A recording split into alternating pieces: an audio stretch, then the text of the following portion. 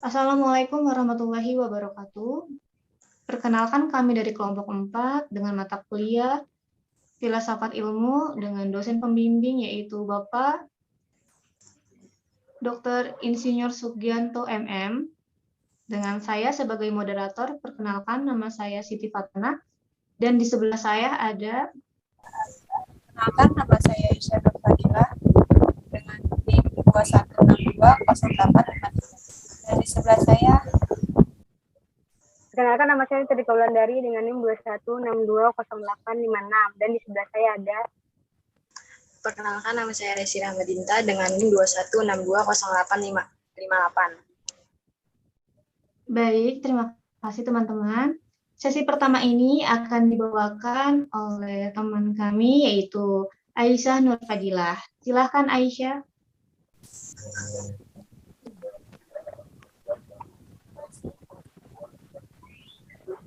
bentuk pemikiran atau konsep. Ada 3 bentuk pemikiran, yakni pengertian konsep, pernyataan proposisi, dan penalaran reosonik. Pengertian merupakan suatu abstrak, pengertian terbentuk bersamaan dengan observasi empiris. Ketika kita melihat pohon, awan, langit, dan laut, terbentuklah pengertian pohon, awan, langit, dan laut dalam pikiran.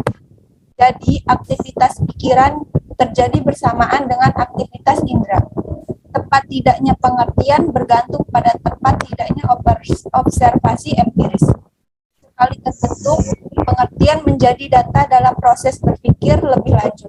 Oleh sebab itu, pengertian disebut juga data empuk atau data psikologis. Pengertian disampaikan dalam wujud lambang, yakni bahasa.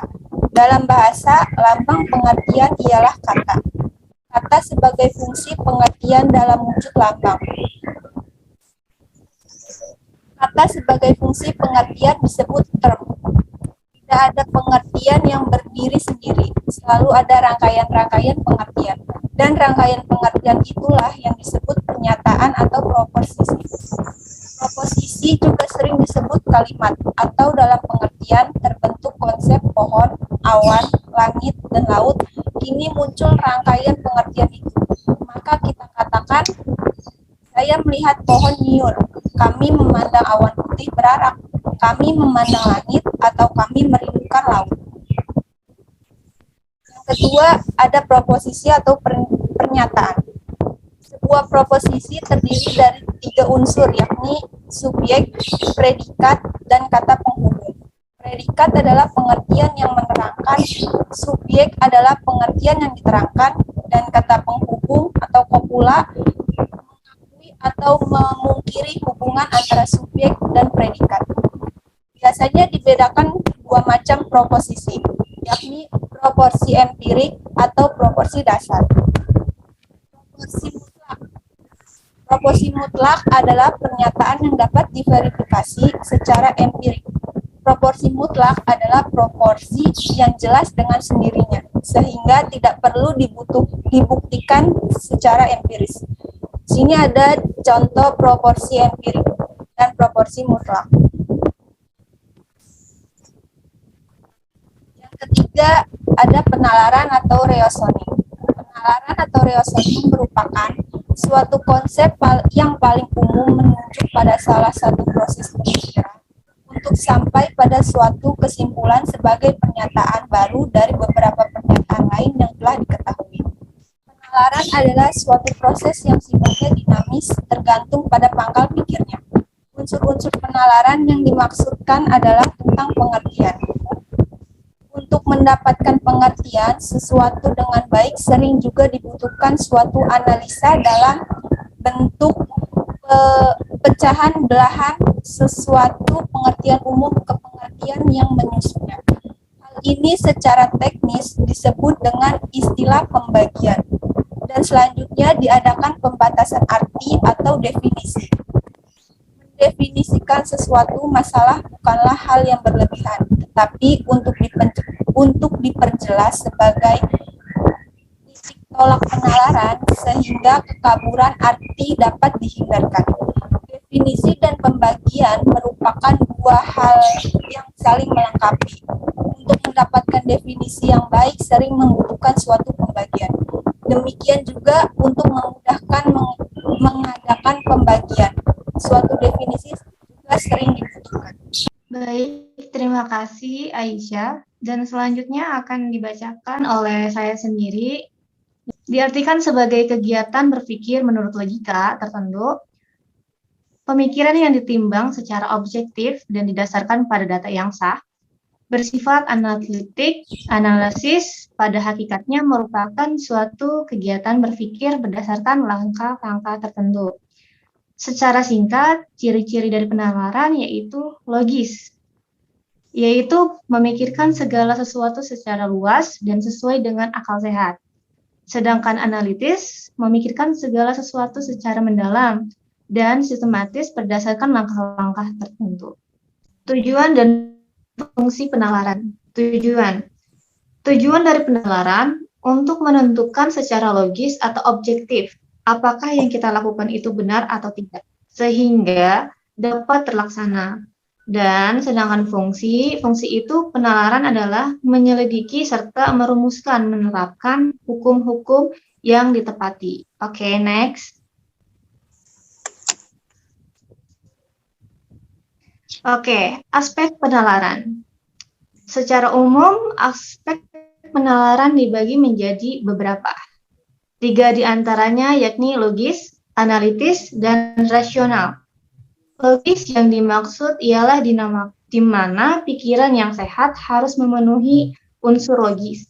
Artinya, pemikiran yang dipertimbangkan secara objektif dan didasarkan pada data yang sahih. Analisis yang dimaksudnya ialah di mana pemikiran yang sehat tidak terlepas dari adanya daya imajinatif dalam merangkai, menyusun, atau menghubungkan petunjuk-petunjuk.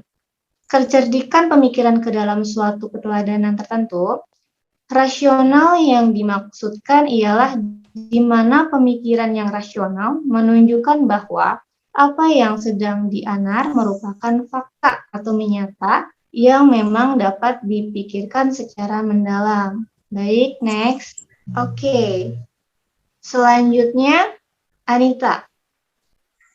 Yang keempat ada hukum-hukum penalaran. Perlu dipahami bahwa yang benar tidak sama dengan yang logis.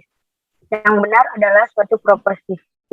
Sebuah proposisi itu benar kalau ada kesesuaian antara subjek dan predikat. Yang logis adalah penalaran.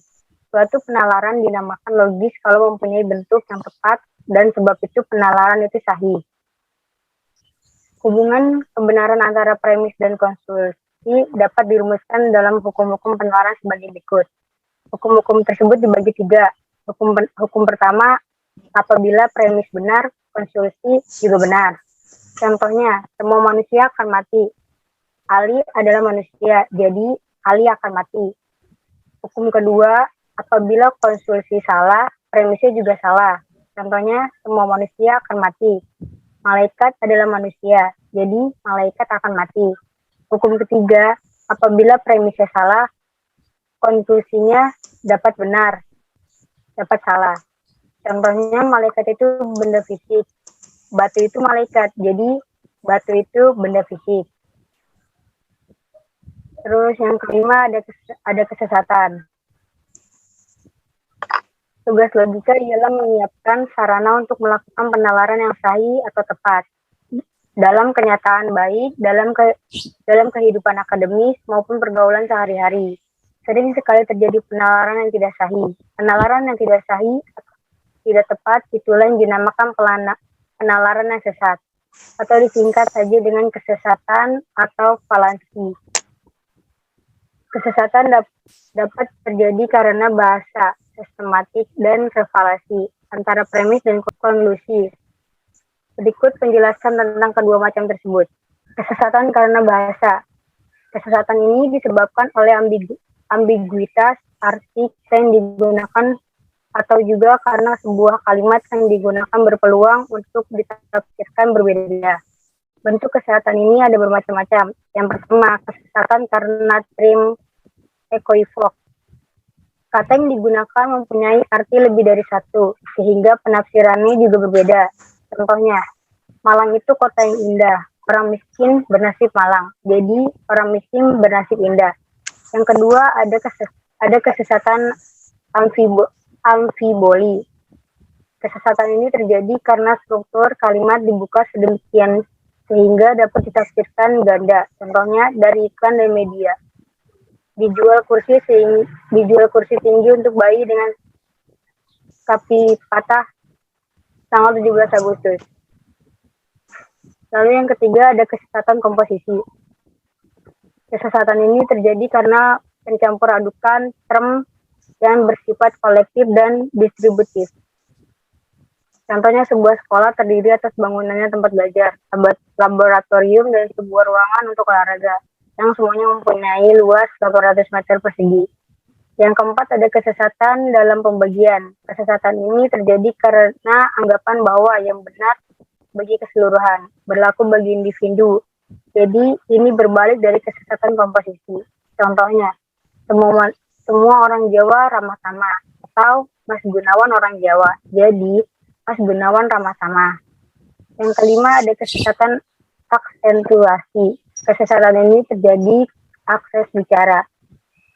Akses berbeda menyampaikan perbedaan penafsiran pula. Contohnya, sesama teman harus saling tolong-menolong. Oke, selanjutnya Resi. Yang kedua, kesesatan karena relevansi. Kesesatan ini terjadi karena orang menurunkan konklusi yang tidak punya relevansi dengan premis. Jadi tidak ada hubungan logis antara konklusi dan premis. Yang pertama, argumentum ad hominem. Kata bahasa Latin ini berarti argumen yang ditujukan kepada orangnya. Kesesatan terjadi karena orang yang menerima atau menolak suatu argumentasi bukan karena alasan logis, tetapi pamrih orang yang berbicara atau lawan bicaranya. Yang kedua, argumentum ad verecundiam. Kesesatan ini disebut juga argumentum authoritatis. Kesesatan terjadi bukan karena penalaran logis, tetapi orang yang mengemukakannya adalah orang yang berwibawa dan dipercaya, misalnya karena kepakaran. Ini bermakna sama dengan peribahasa bahasa Latin, tantum velet authoritas, quantum velet argumentatio. Nilai argumentasi bergantung dari nilai wibawa. Yang ketiga, argumentum et bacallum. Dalam bahasa Latin, bacallum berarti tongkat pemukul. Kesesatan ini terjadi bila orang menolak atau menerima suatu argumen bukan atas dasar penalaran logis, melainkan karena ancaman atau teror. Jadi orang menerima sesuatu karena takut. Yang keempat, argumentum et populum, artinya yang ditujukan kepada rakyat. Yang penting di sini bukan pembuktian rasional, melainkan pernyataan yang membangkitkan emosi massa. Pembicara ingin menggugah emosi massa demi kepentingannya. Argumentum et populum biasanya digunakan oleh para juru kampanye politik, demagogi, atau kegiatan propaganda. Yang kelima, argumentum et misericordiam. Argumen ini dimaksudkan dengan untuk menggugah belas kasihan, misalnya di pengadilan. Terdakwa mengemukakan hal-hal yang bukan berkaitan langsung dengan pembuktian perkara, tetapi yang menggugah belas kasihan hakim, umpamanya dengan memberitahu hakim bahwa ia mempunyai istri dan 5 anak kecil yang sakit-sakitan dan perlu seorang ayah yang kuat untuk melindungi. Yang keenam, post hoc propter hoc. Nama lain untuk ini ialah non causa pro causa. Kesesatan ini terjadi karena orang menganggap sesuatu sebagai sebab padahal bukan. Pada suatu urutan-urutan peristiwa, orang menunjuk apa yang terjadi lebih dulu sebagai penyebab peristiwa yang terjadi sesudahnya padahal bukan. Contohnya, matahari terbit sesudah ayam berkokok. Jadi, terbitnya matahari disebabkan kokokan ayam. Yang kedua, nenek tua di kampung A meninggal sesudah terjadi gerhana bulan.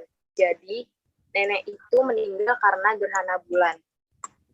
Yang ketujuh, petitio principii. Nama lain untuk ini adalah begging the question. Kesesatan ini terjadi karena orang tidak membuktikan sesuatu yang harus dibuktikan. Jadi, apa yang harus dibuktikan?